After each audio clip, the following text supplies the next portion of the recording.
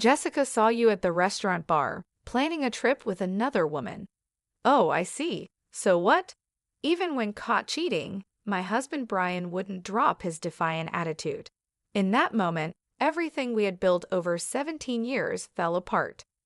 In this day and age, I was a full-time homemaker, and we were living with his parents. Just like every other year, I had given up the job I loved at a publishing company where I felt fulfilled. Now, I spent half of the week taking my parents to the hospital and adjusting meals according to everyone's schedule. I was living a life much like a housemaid after getting married. I had no time for myself. The only place I could relax was in our bedroom, even in this spacious house. Despite all this, I had chosen this life because I wanted to be with my husband. The option of leaving never crossed my mind. So when my unfaithful husband said, "We can get a divorce," I was at a loss for words, feeling more amazed than angry. This is the story of me, Nicole Ritchie, turning 45 this year, leaving my husband Brian, with whom I lived for 17 years, and starting my life from scratch. It all started 3 months ago on the 23rd. That day was payday for him, who worked at an electronics manufacturer. Usually, his salary would be deposited into our joint account. I would use that money to pay our monthly bills and give him an allowance in the evening. However, 3 months ago, his salary wasn't deposited into our joint account. I thought there must have been some technical glitch, so when he got home in the evening, I asked him about it. "What do you mean you changed the deposit account without saying anything to me?" He had switched the account to his personal one. "But what about our payments? These bills are due on the 25th. I couldn't keep up with the sudden change and just thought of the immediate concern. Without thinking, he said, "Just let me know how much you need, and I'll transfer that amount into the joint account." He said this while taking off his suit with his back turned to me. He wouldn't even look me in the eyes. "So why did you change it?" I couldn't think of any reason for this. In the 17 years we'd been together, we had never changed the account. We were saving in our joint account, so it wouldn't be a problem if his transfer was late. It's not like our bills would fall behind. Maybe I didn't need to press the issue, but I couldn't help wondering. Why didn't he trust me with our finances? Did I do something wrong? I didn't remember overspending, but I thought maybe I had unknowingly upset him. If so, I needed to apologize. That's what I thought when I asked him, but he seemed to think I was blaming him. He threw his freshly removed shirt onto the couch and glared at me. "It's my hard-earned money, isn't it?" "Yes, it is. But why do I need your permission to use it?" I couldn't understand his words. I'd been giving him a $800 allowance every month, but that was just a temporary arrangement. If his expenses piled up, I would give him more. I asked him what he spent his money on, but I never refused to give him more when he needed it. As a stay-at-home wife, there were times when I asked if I could buy something I wanted, but the reverse never happened. "I don't need dinner today." "But I already prepared it." "Never mind, I'll eat out." He got bent out of shape, grabbed his car keys, and went out again. He had seemed strange for the past 17 years, but we never had issues over money. Suddenly, he starts saying it's his money. While cleaning up the food I had prepared, I was upset at my husband's selfish actions. I was frustrated that, despite having food at home, he chose to eat out anyway. Now he was in charge of the finances. From that moment, he began eating out every night and coming home late at night after I fell asleep. Also, the number of days he told me he was staying at work overnight increased. The fight had completely escalated. Even when we were together, we didn't talk more than necessary. As time passed, it was hard to find a chance to make up, and I started blaming myself. We'd never had a fight last this long before. It was a minor issue that he changed the bank account without consulting me. If he wants to manage the finances, that's fine. After about 3 weeks of awkwardness, I began to reconsider things. Then one day, I received a message from Jessica, who is my colleague. When I worked as a publisher, my colleague Jessica reached out to me. "Hey, how are you doing? How about lunch soon?" We used to go out for drinks after work and spend our days off together when we were single. Now, we both have families, so we don't contact each other as much, but we try to meet at least once or twice a year. Her invitation came at a good time, so I agreed readily. 3 days later in the afternoon, she and I were sitting in a cafe in the next town. So they moved into the care facility, huh? Yeah, both of them in the same place, I replied. She asked how things were going, and I told her about my parents-in-law moving into a nursing home a few months ago. I know I shouldn't say this, but it's a good thing. It must be a relief for you, she said, looking pleased. She'd have been worried about me because I never had time for myself, so it seemed she was relieved now. Well, I do have to get their clothes, visit, and accompany them to their doctor's appointments, but still my life has become a lot easier. This was the first time since I was single that I was able to casually make time to meet with a friend. You're such a dutiful daughter-in-law. Is Brian still hands-off? Yes, he seems to want to do nothing on his days off. He never wanted to go anywhere on his days off. In these 17 years, we've never even gone shopping together. Her husband is diligent. He picks her up in his car when it rains and sometimes even does the shopping for her. He never changed at all. Well, since I am a stay-at-home wife, at least he could take care of his own parents.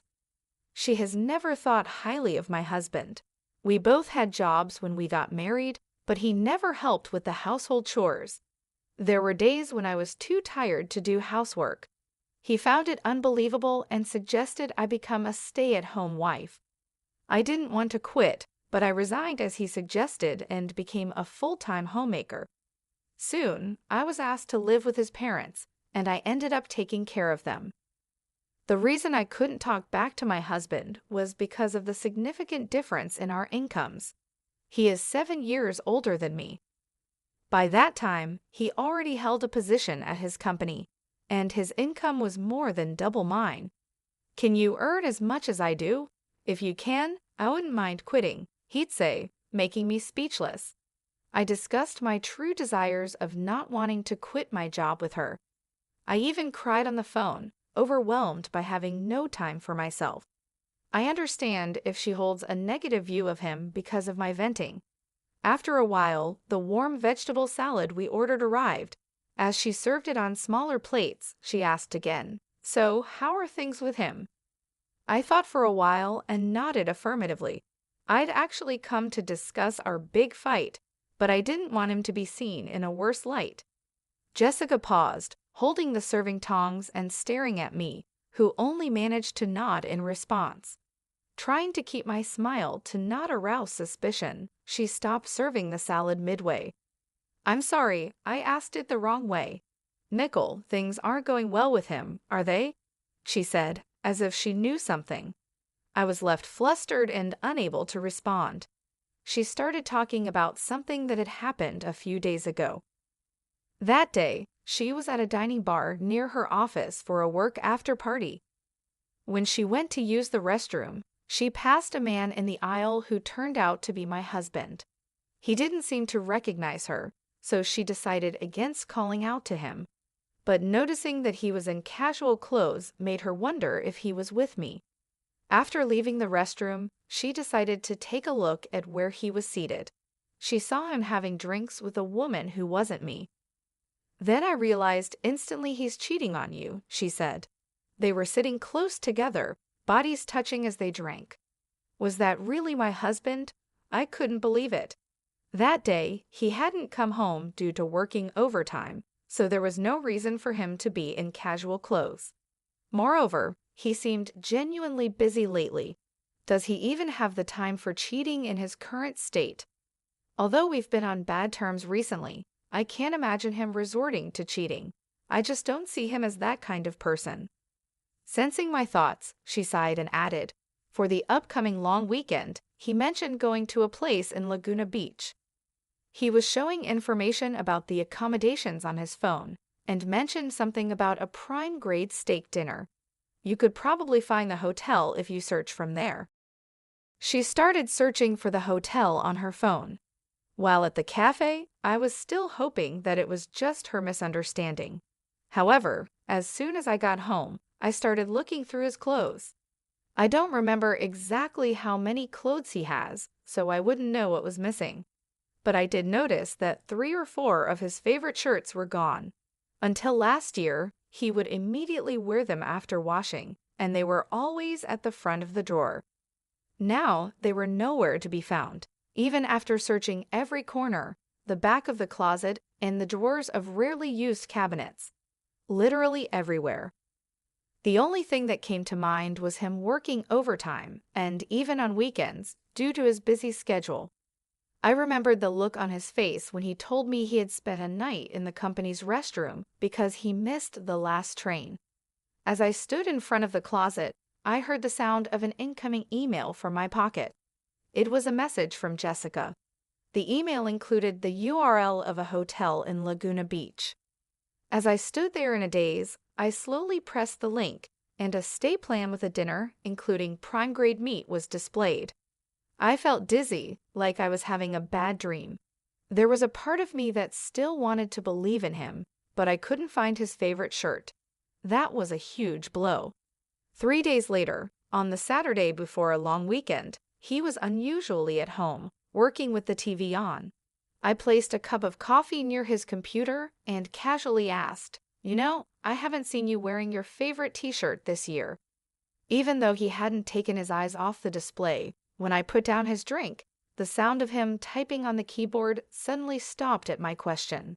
Then he said, "Yeah, I'll wear it sometime," making a point of looking at me as he responded. That was unusual. For the past month since that payday, he had been distant, but now, when asked about his shirt, he was making eye contact. I looked for it, but I couldn't find it, I added. He replied, "Isn't it somewhere?" and then looked away, returning to his computer. Seeing his reaction, I couldn't help but feel suspicious. Despite saying his favorite shirt was missing, he showed no signs of being troubled. Normally, in this kind of situation, he would pretend to be upset just to make a point that I hadn't taken care of it properly, even if he really didn't need it. Last year, he kept complaining just because it hadn't dried due to the rain. Every bit of change made everything seem suspicious. When it comes to this, I can't control myself. I need clear answers, often pushing too far. "You're off for a long weekend, right?"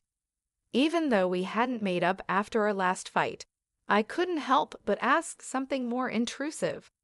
"Work from when?" "I don't know. There's a business trip. I might have a day off." Was this also a lie? I could only think it was. For the past 17 years, he always took time off during the holidays. Jessica's words about going to Laguna Beach and the prime-grade steak crossed my mind. The story I heard at the cafe started to feel real, and I felt a surge of anger. Before I realized it, I said, "Business trip? You mean you're going to Laguna Beach?" He froze while staring at the screen. Slowly turning around, his expression changed. With a weary face, he squinted and glared at me, just like during our fight on payday. What the hell is going on? Rummaging around our room, pretending to look for clothes, he sighed heavily. Hearing his words, my lips quivered. I had rummaged through the room, but found nothing. I couldn't find the t-shirt. Yet he said I had rummaged, which means if I had looked more, I might have found something linked to Laguna Beach. I still wanted to believe, even while doubting. "Jessica said she saw you at the wine bar. You and another woman were planning a trip." The things we had built started to crumble. Oh, is that so? I thought he would make an excuse, but reality was different. He wasn't flustered at all. He turned away with a defiant look. "So what's the point?" he questioned. What did he want to hear? When I became speechless out of disbelief, he piled on words. "Who do you think you are? I'm working hard to earn money so a stay-at-home wife can live comfortably." He yelled loudly, and my head started to ache. I placed a hand on my forehead and took a deep breath. "I'm okay with getting a divorce, he uttered. For the past 17 years, no matter what happened, no matter how hard it was, I had tried not to think about it. I was disappointed that he could say it without hesitation. From that day, he continued to ignore me. Even worse, once he knew I found out, he started making plans with her right in front of me, like, "All right, I'll pick you up at 7 in the morning." The first time it happened, I was dumbfounded. Was he always like this? The person in front of me felt like a total stranger. Then the long weekend arrived, and on the day of his trip, I was in the car driven by Jessica, silently watching him cheat.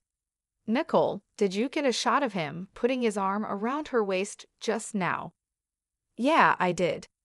"You should take as many photos as you can, okay?" When I told her about my conversation with him on Saturday, she was furious and said I should break up with such a man. She also suggested that I take photos as proof of his cheating and claim for emotional damages. She spent her much-anticipated weekend for this very purpose. The woman he was cheating with looked to be in her late 25s or early 30s, slim and wearing revealing clothes. He kept stroking her long hair with a gentle smile on his face. Since he left the house, I also left promptly and watched everything. I saw him pick her up from her apartment, stop by a convenience store to buy breakfast together, and walk arm in arm in front of the Splash Zone and Penguins. Now, they had just entered a hotel together. I took pictures of all of it with my phone, but each time I pressed the shutter, I pondered over what I was doing. I knew it, but seeing it with my own eyes made me really sad. Yet, I didn't shed a tear. I just stared at his joyful face. "What do we do now? Shall we stay somewhere for the night?" Jessica asked. "No, let's head back," I replied. She seemed to plan to stay overnight, but I shook my head. I didn't want to waste money I had saved by scrimping on such a thing. I thought our life as a couple had finally started after my in-laws were placed in a nursing home. We hadn't been able to go on trips until now because we always took care of our parents first. But from now on, we wanted to create memories as a couple. The money I had planned to use for those times seemed wasted. I wondered if I had just wasted 17 years. If I knew it would turn out like this, I wouldn't have married him. If I knew I would go through this, I would have divorced him a long time ago. I shouldn't have had to endure and try so hard.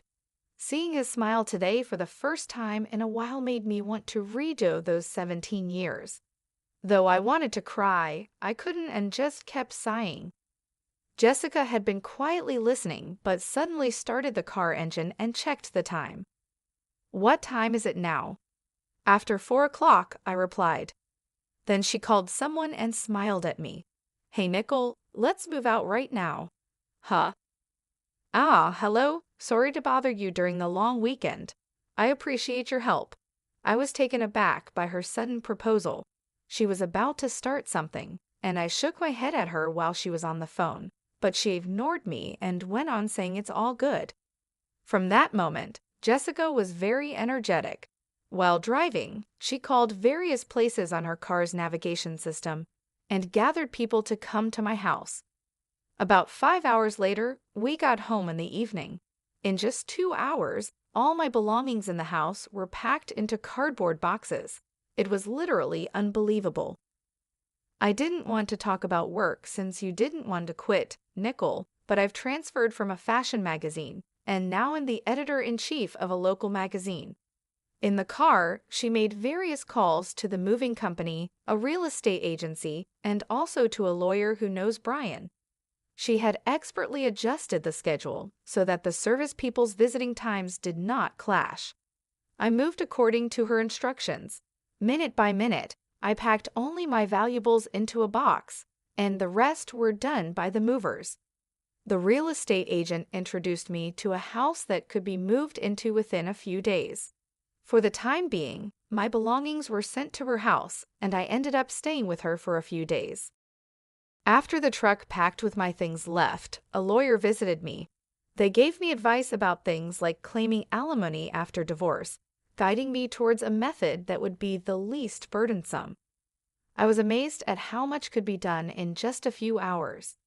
I knew she was a very active person from when we used to work together, but her ability struck me as incredible.